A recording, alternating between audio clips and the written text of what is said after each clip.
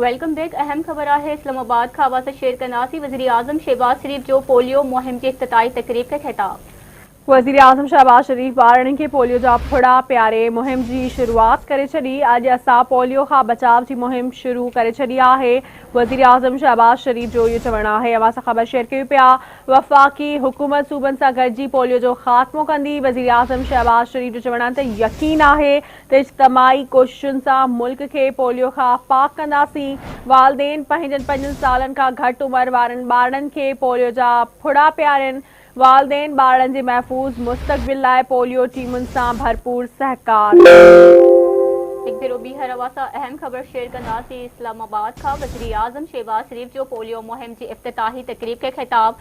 वज़ीर आज़म शहबाज शरीफ ॿारनि खे पोलियो जा फुड़ा प्यारे मुहिम जी शुरूआत करे छॾी।